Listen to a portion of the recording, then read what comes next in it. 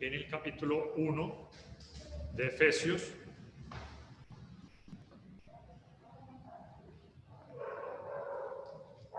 Y ya, pues, digamos que pasamos a otra parte, a otro tema, por decirlo así, otro momento de escritura del Espíritu Santo aquí. Ya leíamos, ya estudiábamos, hermanos, muchas bendiciones que tiene el Hijo de Dios, que tiene el cristiano, por medio de estar en Cristo. El estar en Cristo nos ha sido de gran bendición y de grandes bendiciones, con las cuales dice la palabra de Dios, estamos bendecidos con toda bendición espiritual en los lugares celestiales en Cristo. En ese plan, hermanos, en ese diseño inteligente que Dios hizo y que Dios proporcionó desde antes de la fundación del mundo, Dios, hermanos, ha diseñado ese propósito eterno para que fuésemos adoptados, para que fuésemos rescatados, para que fuésemos redimidos, para que fuésemos perdonados, para que Dios nos diera esa sabiduría, inteligencia para hacer su voluntad, para que podamos, hermanos, estar seguros de que ahora somos de Dios, de que somos hijos de Dios, de que Dios nos ha sellado como su propiedad a través de su Espíritu, y que simplemente nosotros lo que estamos haciendo es esperando la gloriosa venida de nuestro Señor Jesús. ¿Cómo, hermanos? Una venida gloriosa, la cual nuestro cuerpo, este cuerpo mortal, va a ser revestido de inmortalidad. Esta naturaleza animal, como dice la palabra de Dios, va a ser revestida de una naturaleza espiritual gloriosa. Y ya que nosotros estamos ya en el reino de Dios, en el reino de nuestro Señor Jesucristo, que le pertenecemos y que estemos asegurados por el Señor, vamos a ver dos temas importantes que tienen que ver ahora con uno de los frutos que manifiestan los hijos de Dios a través de el hecho de ahora haber sido rescatados, el hecho de haber sido comprados con la preciosa sangre de Jesús. Y este tema tiene que ver entonces con lo que nos dice el versículo 15 en adelante. Y aunque pareciera que fuera una petición de Pablo de seguir orando, una manifestación del apóstol Pablo de orar, esto también, hermanos, va a mostrar una identidad del Hijo de Dios, una forma y un carácter del Hijo de Dios que muestra el versículo 15 en adelante. Dice, por esta causa, es decir, ¿por cuál causa? Es decir, todo lo que él ha dicho anteriormente, todo lo que él tiene el cristiano, lo que motiva ahora mis palabras, está diciendo Pablo, inspirado por el Espíritu Santo. Por esta causa, yo, habiendo oído de vuestra fe en el Señor Jesús y de vuestro amor para con todos los santos, no ceso de dar gracias por vosotros, haciendo memoria de vosotros en mis oraciones, para que el Dios de nuestro Señor Jesucristo, el Padre de gloria, os dé espíritu de sabiduría y de revelación en el conocimiento de Él, alumbrando los ojos de vuestro entendimiento, para que sepáis cuál es la esperanza a que Él os ha llamado y cuáles las riquezas de la gloria de su herencia en los santos. Vamos a dejarlo hasta allí. Entonces ya decimos que Pablo dice por esta causa. ¿Por cuál causa? Por lo dicho anteriormente.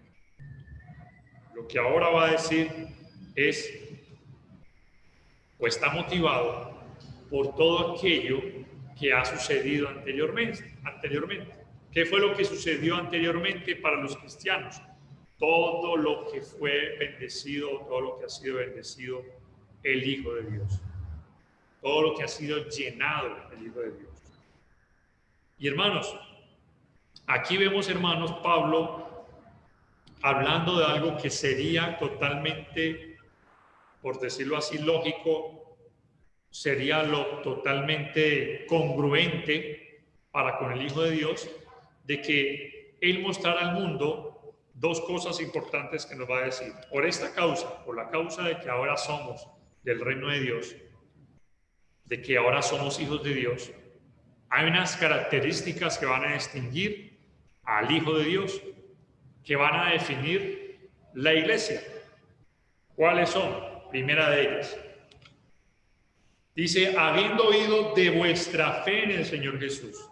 La primera de ellas es, el apóstol Pablo está hablando de que él había escuchado la fe de ellos, la fe en el Señor Jesús. Aquí la palabra fe es la palabra en el griego pistis, que refiere o que denota fidelidad. Fidelidad. Y vamos a hablar entonces de que estos hermanos eran fieles, ¿sí? Y la palabra fidelidad nos va a indicar, nos va a comunicar guardar total confianza y lealtad al Señor. Por eso decía anteriormente que sería incongruente hablar de que Pablo dice de ellos que ellos ahora tenían fe, y lo otro que vamos a estudiar, sin que antes hayan tenido todas estas bendiciones. Es decir, todo lo que nosotros tenemos en Cristo va a manifestarse, va a demostrarse, va realmente a evidenciarse cuando muestro fidelidad al Señor.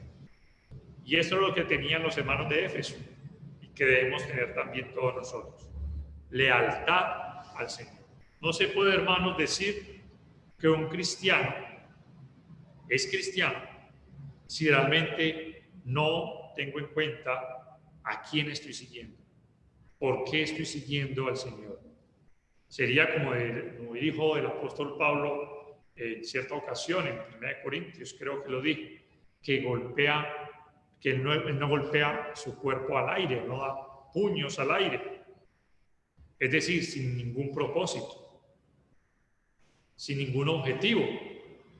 Pues hermanos, sería entonces completamente irracional y incongruente y realmente sin sentido que el cristiano que ya ha tenido y que ya tiene todas estas bendiciones, pues no guarde fidelidad a Cristo, no guarde lealtad al Señor que lo compró, que lo rescató y que lo bendijo con todas las bendiciones espirituales.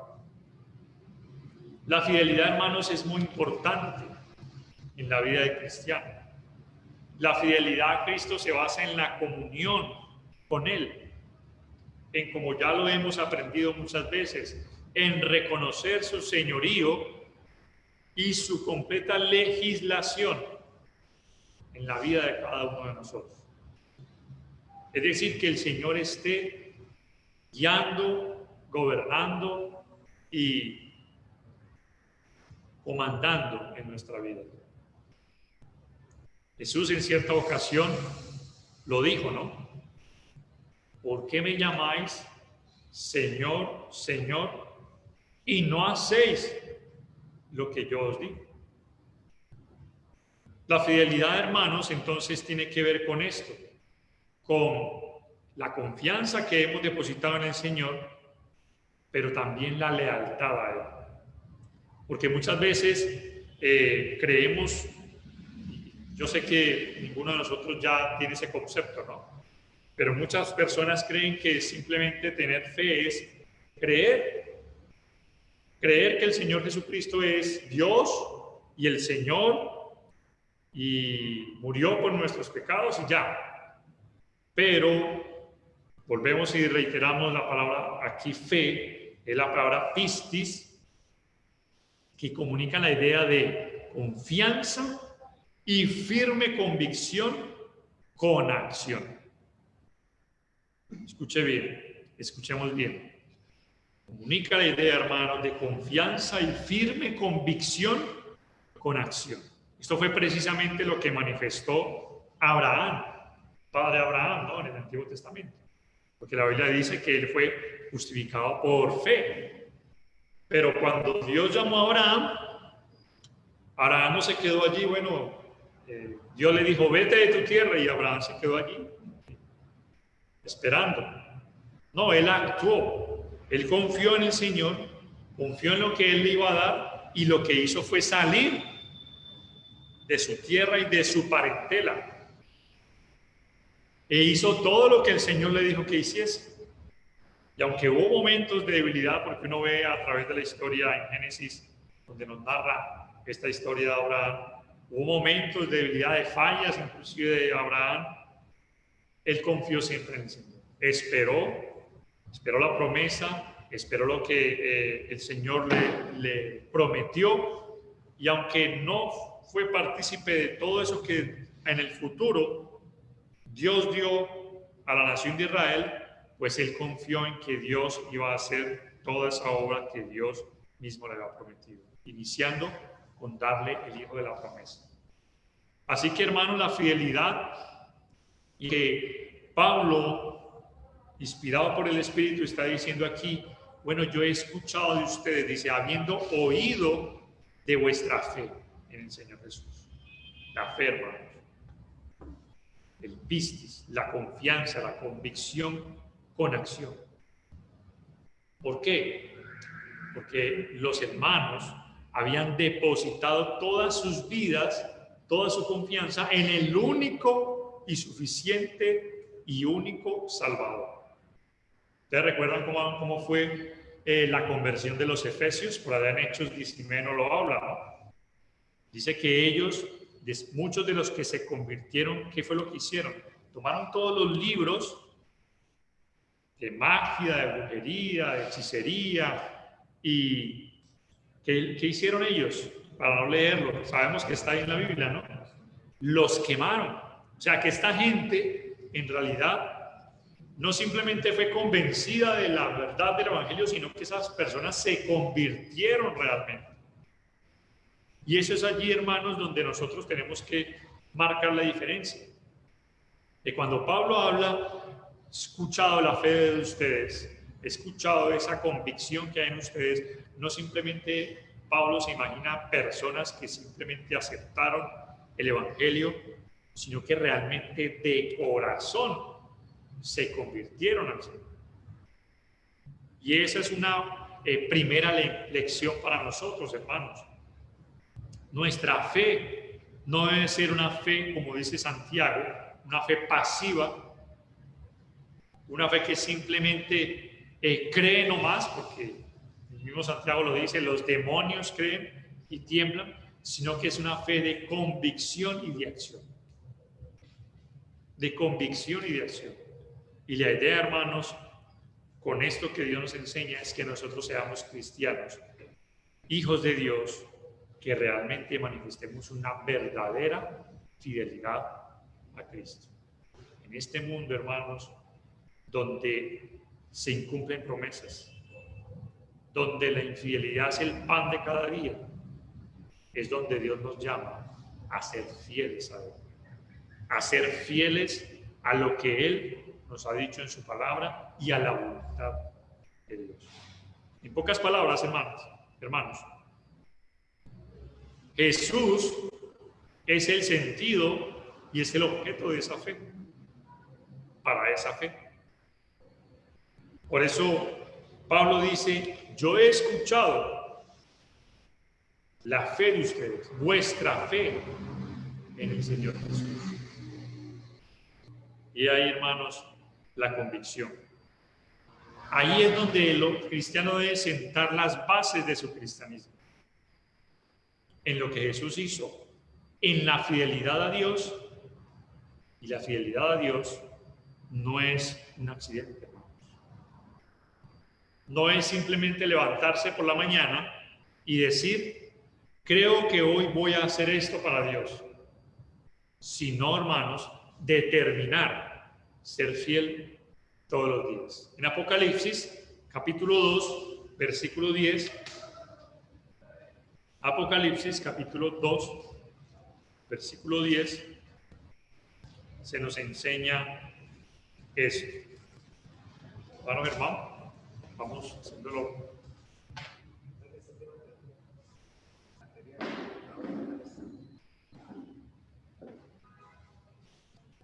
Amén, amén. Apocalipsis 2, versículo 10. No temas en nada lo que vas a padecer. He aquí el diablo echará a algunos de vosotros en la cárcel, para que seáis probados, y tendréis tribulación por 10 días. Sé fiel hasta la muerte, y yo te daré la corona de la vida. Amén.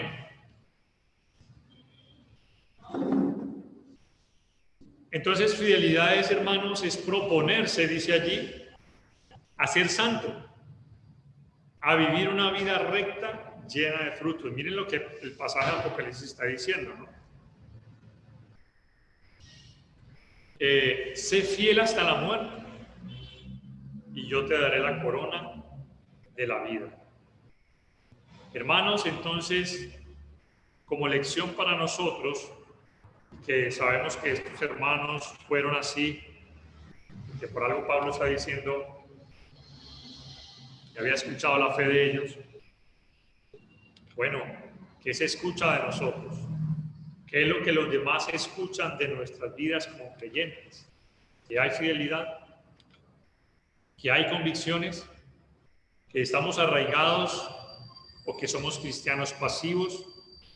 ¿Que solo nos conformamos con asistir a las reuniones, a participar de ciertas actividades de la iglesia o a ser esos verdaderos discípulos? Dice un dicho, un refrán, que todo discípulo es un creyente, pero no todo creyente es un discípulo. Hay muchos creyentes, pocos discípulos. Y todos los discípulos, los que verdaderamente son discípulos, son creyentes, pero muchas veces no todos los creyentes son discípulos. Por eso, hermanos, he ahí que nos preguntemos de qué se escucha, qué es lo que las personas escuchan, qué es lo que se dice de nosotros, si somos fieles, si guardamos convicciones claras con acciones, o si realmente somos simplemente personas que estamos añadidos a un grupo o hacemos parte de un grupo. Pero, hermanos, estos hermanos de Éfeso, eran fieles. Nosotros también debemos ser. Y una de las formas es a través de la práctica. Y es lo que vamos a ver a continuación de lo mismo que dice el versículo 15.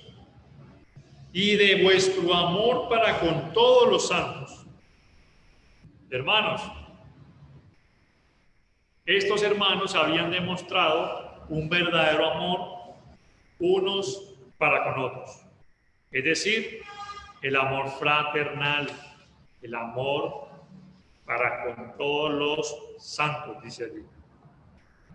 Pablo no solamente había escuchado, oído de ellos que eran fieles al Señor, a las convicciones y a la fe en Jesús, sino que había escuchado que se amaban unos a otros, que podían preocuparse unos a otros, que podían ayudarse unos a otros, porque el amor fraternal se demuestra, no simplemente se profesa. Mira, Juan lo dice, ¿no? Hermanos míos, no amemos de palabra, sino de hecho y en verdad. Más adelante se nos dice que, dice, hablando de los bienes, ¿no? El que tiene bienes de este mundo y ve a su hermano tener necesidad y cierra contra él su corazón, dice, ¿cómo mora el amor de Dios en él? O el que tiene algo contra un hermano y no lo resuelve, no está dispuesto a perdonar, a dar perdón y a brindar perdón, pues la Biblia lo llama como un homicida, ¿no? Todo aquel que aborrece a su hermano es un homicida. Ya, ahí la Escritura está catalogando a esa persona igual que un asesino. La persona que no perdona y que no ama como Dios quiere que se haga. Hermanos, por muy ortodoxa que sea una iglesia, cuando hablo de ortodoxa es que sea muy lineal, muy literal, vamos a basarnos en lo que dice la Escritura, y está bien. Y tenemos que hacer esto tal cual como Dios nos lo enseñó, y esta es la forma, y este es el modelo, y este es el molde, y está bien, no hay que discutirlo. Por muy pura que sea su teología, o por muy practicante de los requisitos para ser identificada como la doctrina verdadera, por el hecho de que practicamos tal cual el culto como lo practicaron los primeros cristianos, como quedó establecida en la palabra de Dios. Pero si no hay amor por la hermandad o en la hermandad, no manifestamos verdadera fe en Jesús. Así tengamos toda la pureza doctrinal. El amor, hermanos, es lo que nos va a identificar como verdaderos creyentes. Ahora, no puede existir uno sin el otro. No podemos simplemente amar y dejar que las cosas se hagan como se parezca que están bien hacerlas. Tenemos que guardar los preceptos del Señor. Pero, hermanos, no puede existir uno sin el otro. El amor, hermanos. Porque si no, vendríamos a ser como aquellos que Jesús mismo condenó, ¿no? O habló. Donde Jesús dijo, ¿este pueblo de qué? De labios me honra, pero su corazón está lejos de mí. ¿Por qué? Porque enseñaban doctrinas, mandamientos de hombres, y porque estos hombres a los cuales se refería Jesús, los fariseos, aquellos que pretendían guardar toda la ley, pretendían enseñar a otros a guardar la ley, no amaban a sus semejantes, no estaban dispuestos a ayudar a los afligidos. Si una persona podía ser sana en cierto día, pues no estaban dispuestos a ofrecer la sanidad. Y tantas cosas y tantos ejemplos que vemos en la Escritura a través de eso. Pero, hermanos, hay que siempre tener en cuenta, es un versículo muy conocido por nosotros, pero siempre recordarlo. Jesús declaró que la verdadera evidencia de que somos verdaderos discípulos del Señor es el amor unos por otros. Veámoslo en Juan capítulo 13. Yo sé que ustedes ya lo saben, todos los que están viendo y los que están escuchando son expertos en estos pasajes. En Juan capítulo 13, versículo 34 y 35, lo dice. Un mandamiento nuevo os doy. ¿Sí? ¿Quién sigue? Oscar. Juan 13, 34 y 35.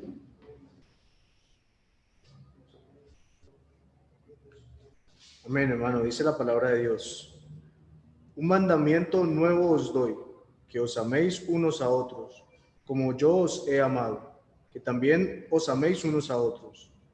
En esto conocerán todos que son mis discípulos, si tuviereis amor los unos con los otros.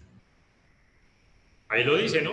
En esto conocerán todos que sois, ¿qué? Mis discípulos. Ahora pregunto, ¿cómo conocerán la iglesia? Porque digamos en el letrero que somos la iglesia de Cristo. Bueno, Jesús nos lo dijo.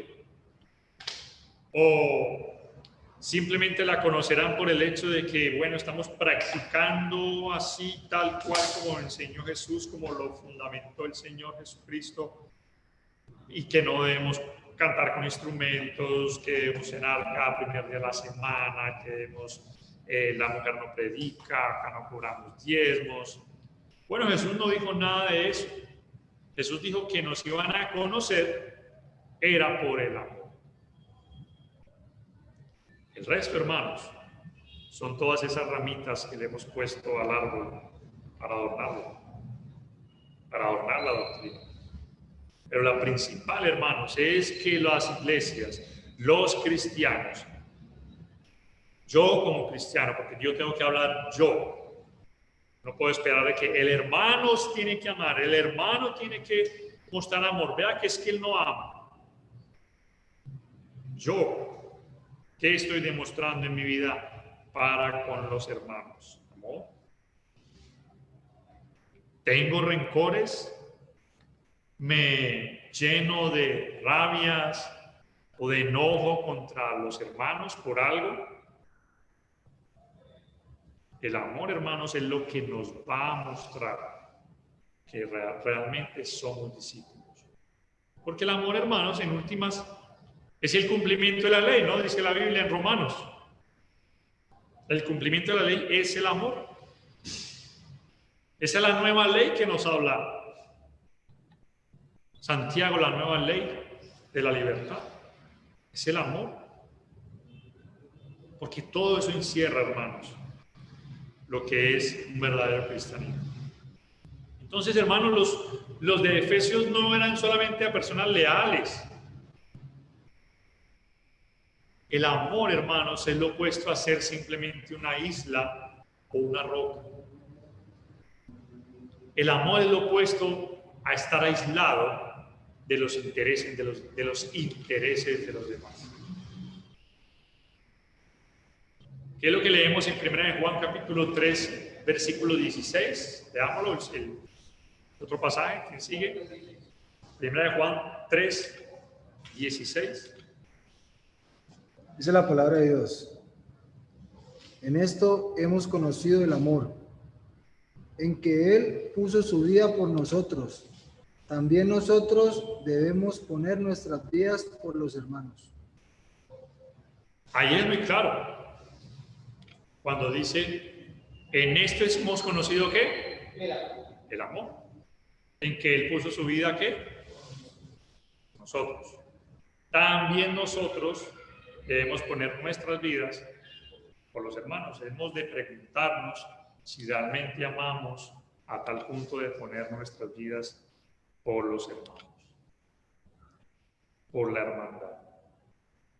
El amor se manifiesta en muchas cosas, hermanos. Creo que yo una vez lo dije, ¿no? Colocando varios ejemplos prácticos.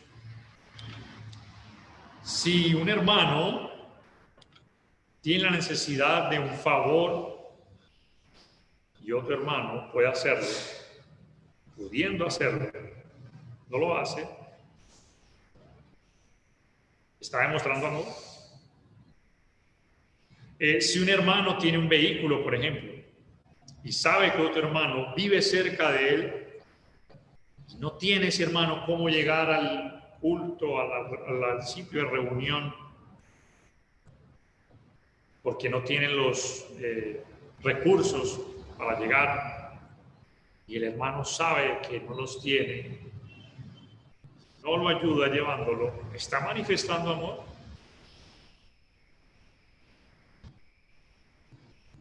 Si cualquier hermano requiere cierta medicina o cierto tratamiento y un hermano puede ayudarle con ese tratamiento, o la iglesia puede hacerlo, y no lo hace, ¿está manifestando amor?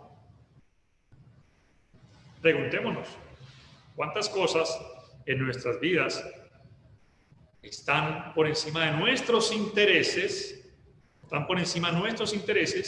que los intereses de los demás? Por eso el pasaje de 1 Juan 3:16.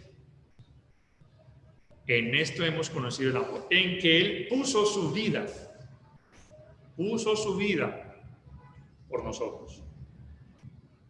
Hermanos, el amor que nos enseña el Señor está dispuesto a buscar los intereses del otro antes que el de nosotros mismos. A buscar cómo puedo yo ayudar a otro, teniendo cómo poder. Por eso dice la Biblia, ¿no? Que todo lo que te venga y esté en tus fuerzas a hacer, hazlo.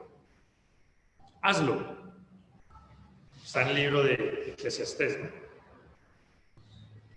Pero hermanos, es muy importante esto, porque si nosotros, hermanos, no manifestamos amor unos por los otros, pues realmente el cristianismo no tiene sentido. No hay cristianismo allí. No existe un cristianismo simplemente basado en las liturgias, en los ritos, entre comillas, o simplemente en las profesiones de labios. Debe ser un cristianismo práctico, de no estar aislados, no volvernos islas, ni tampoco volvernos rocas. Cuando hablo de rocas es endurecernos, ser insensibles ante las necesidades, sean espirituales, sean emocionales, o sea de cualquier índole o materiales del hermano. Hay que buscar, hermanos, cada día que Dios nos ayude a manifestar ese amor hacia los otros. Esto lo estaban manifestando los hermanos, según lo que estamos leyendo en Efesios. Y de vuestro amor, ¿sí? Y de vuestro amor para con todos los santos, según el versículo 15, que es el que estamos viendo en estos momentos. Y luego viene el versículo 16. No ceso de dar gracias por vosotros, haciendo memoria de vosotros en mis oraciones. Hermanos, Pablo, yo creo que estaba alegre de poder dar gracias a Dios por la fe y la convicción, la firmeza de estos hermanos, pero también el amor que manifestaban unos para con otros. Debemos dar gracias a Dios. Y el apóstol Pablo nos enseña algo muy importante que debe estar también en la vida del cristiano, y es la oración constante. No ceso, dice allí, no ceso de dar gracias por vosotros, haciendo memoria de vosotros en mis oraciones. Yo no sé cuántos minutos durarían las oraciones de Pablo, porque imagínense que él había pasado por toda Galacia, había pasado por parte de Asia, estableciendo congregaciones, había pasado por Macedonia, había pasado por Acaya, había pasado por la ciudad de Atenas y por otros pueblos y regiones cercanas, estableciendo congregaciones, hermanos. Y dice que él oraba siempre por estas congregaciones. Oraba. Por ahí en 2 Corintios 12 habla de la preocupación de él por todas las iglesias. Pero no cesaba de orar, hermanos, y de dar gracias. Aquí nos está hablando de los hermanos de Éfeso, pero de todas las demás no sabe de que el apóstol Pablo se acordaba en su mente y en su corazón de orar por esos hermanos. Ahora, ya que nosotros pertenecemos a una sola, que hacemos parte solamente de una sola congregación a nivel local, y a veces se nos olvida orar, y a veces pasamos por alto el orar por nuestros hermanos. A veces ni participamos de la oración a la cual somos convocados. El apóstol Pablo era un hombre que oraba constantemente por todos. Por eso preguntaba, ¿no? ¿Cuántos minutos duraría una oración? Bueno, voy a recorrer desde el momento en que inicié por allá en Antioquía y recorriendo todos los hermanos, ¿cuánto duraría entonces orando por todos los hermanos a acordarse de cada congregación, de cada iglesia? No quiero sentar aquí doctrina ni nada, ¿no? Pero ¿cuánto entonces sería la oración de Pablo? Pero el punto aquí, hermanos, es que el apóstol Pablo no cesaba. Nosotros tampoco debemos de cesar de orar unos para con otros, de dar gracias por la iglesia, por los hermanos, de hacer memoria, dice, haciendo memoria de vosotros en mis oraciones. Yo no sé si él los nombraba a los que conocía, pero hacer memoria, hermanos, es recordar que nosotros hacemos parte de una iglesia, de un cuerpo, de una familia, donde vemos necesidades, donde vemos situaciones difíciles, donde vemos pecados también, donde vemos hermanos que necesitan exhortación, ánimo, etc. Todo esto, hermanos, nos invita a que nosotros oremos unos por otros. Pero no tan solamente oremos para que Dios ayude o dar gracias a Dios por los hermanos, sino también que la oración que Pablo habla allí, desde el versículo 17, es para que el Dios de nuestro Señor Jesucristo, el Padre de gloria, os dé espíritu de sabiduría y de revelación en el conocimiento de Él. Hermanos, una de las peticiones de Pablo en sus oraciones era pedir por el crecimiento espiritual de los demás. Está bien que oremos por muchas situaciones de esta vida. No estoy diciendo de que no sean dignas de presentar ante la presencia de Dios oraciones por salud de los hermanos, por los empleos, por la situación económica, porque Dios sana a sus hermanos porque están infectados del coronavirus. No está mal, está bien, hermanos. Pero principalmente, hermanos, nosotros debemos pedir para que Dios nos ayude a crecer espiritualmente en nuestras vidas. Porque esto es lo que nos enseña una de las oraciones de Pablo. El Dios de nuestro Señor Jesucristo, el Padre de gloria, os dé espíritu de sabiduría y de revelación en el conocimiento de Él. Parte fundamental en el crecimiento de la iglesia, en el crecimiento de los cristianos, es que nosotros cada día conozcamos más del Señor. Cada día Dios nos alumbre, podamos tener espíritu de revelación. Cuando hablo de revelación no son cosas nuevas, pero hermanos, tengamos en cuenta que cuando Dios nos habla en su palabra, muchas veces nosotros leemos solamente entre líneas, superficialmente. Pero Dios quiere, hermanos, que nosotros podamos ser inundados de esa sabiduría y revelación para entender cuál es su camino y su propósito para nosotros. Muchas veces sucede que somos muy superficiales a la hora de entender los propósitos de Dios. Esto es una carta, esto de la petición de Pablo aquí en el versículo 17, es una cosa que se da a lo largo de la carta de Efesios. El orar. Y eso es parte del crecimiento espiritual también en la vida de los cristianos, el que oremos también unos por otros. Otro punto importante es el ser constantes en la oración. Ya lo veíamos, ¿no? Como Pablo, no cesaba. Otro punto importante, hermanos, que debemos tener en cuenta es que nosotros como cristianos tenemos una guerra espiritual. Y por eso, cuando veamos el pasaje de Efesios capítulo 6, cuando lleguemos allá, Pablo exhorta a los hermanos a orar en todo tiempo, ¿sí? Con toda oración y súplica, a ponernos con la armadura de Dios. ¿Por qué? Porque todos nosotros estamos tras una batalla y tenemos que tener el equipamiento apropiado para librar esa batalla. Y eso es lo que la Biblia enseña como la armadura de Dios. Esta carta, hermanos, de Efesios, hace bastante énfasis en lo que es la oración. Según el capítulo 6, versículo 18, ahí aparece: orando en todo tiempo, con toda oración y súplica en el Espíritu, y velando en ello con toda perseverancia y súplica por todos los santos. Hermanos, parte del crecimiento espiritual en nuestras vidas es el orar unos por otros, tanto en lo personal como en lo colectivo.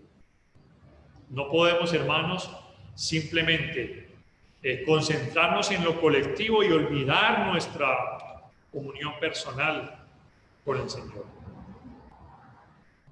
Pablo, hermanos, en este pasaje nos está enseñando que él oraba, y esa oración, hermano, estaba vinculada vitalmente en el bienestar espiritual de los cristianos.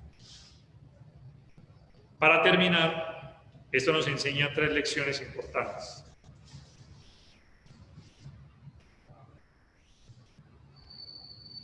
Número 1, ninguno de nosotros podrá alcanzar su potencial espiritual a menos, hermanos, que desarrollemos cierto grado de obediencia a los mandamientos de Dios en el orar unos por otros. El orar unos por otros, hermanos, es señal de que se está desarrollando en nuestras vidas la madurez espiritual. Cuando no oramos unos por los otros, entonces no nos interesa. Somos completamente aislados a lo que la iglesia necesita. Número 2, la iglesia, hermanos, como familia, jamás tampoco podrá alcanzar ese potencial espiritual a menos, hermanos, que la misma iglesia también no participe, a menos que la iglesia participe, de lo que es el orar unos por otros. Muchas veces, hermanos, convocamos oración y son muy pocos los que se agregan, los que se añaden a orar unos por los otros. Número 3. La acción, hermanos, de orar unos por otros jamás llegará a ser consecuente con el mandamiento a menos que la gente, menos que nosotros como cristianos, hagamos de la oración una prioridad en nuestras vidas. Dios quiere, hermanos, que nosotros manifestemos en realidad que nos preocupamos unos por otros a través de la oración, porque esto es lo que nos está enseñando Pablo aquí. Orar unos por otros. ¿Para qué, hermanos? Para que Dios nos ayude a conocerlo más a Él. Muchas veces, hermanos, nosotros conocemos mucho de las cosas de Dios, pero nos hace falta conocer o que Dios se revele a nosotros a través de su palabra, ¿verdad? No porque vengan sueños y va a haber una revelación y ya el hermano está hablando de las nuevas revelaciones. No estamos hablando de nuevas revelaciones. Estamos hablando, hermanos, de realmente conocer a Dios a través de su palabra y de lo que nos enseña la Escritura, de las acciones que nos enseña la Escritura, y en la vida práctica podemos verlo. Yo creo que cada uno de nosotros puede ver a Jesús en cada hermano, en cada uno de los hijos de Dios. Se está manifestando Jesús en su vida. Y nosotros, cuando conocemos a ese hermano, sus cualidades, su potencial espiritual, todo su vida como cristiano, su esencia como cristiano, entonces vamos viendo a Jesús reflejado, porque Jesús está morando en cada uno de nosotros. Recordemos lo que el Señor Jesucristo nos dijo: cuando hacemos algo a uno, lo hacemos como si lo estuviéramos haciendo al Señor, ¿no? Mateo capítulo 25. Por cuanto a uno de mis hermanos lo hiciste, a mí lo hiciste. El Señor habita en usted, hermano. El Señor está allí, habitando en cada una de nuestras vidas. Es de nosotros también, de nuestra responsabilidad, de que cada día le pidamos a Dios revelación en el conocimiento de Él. Profundicemos en el conocimiento de Dios, en conocerlo, en vivir una vida más íntima, más apegada a Él.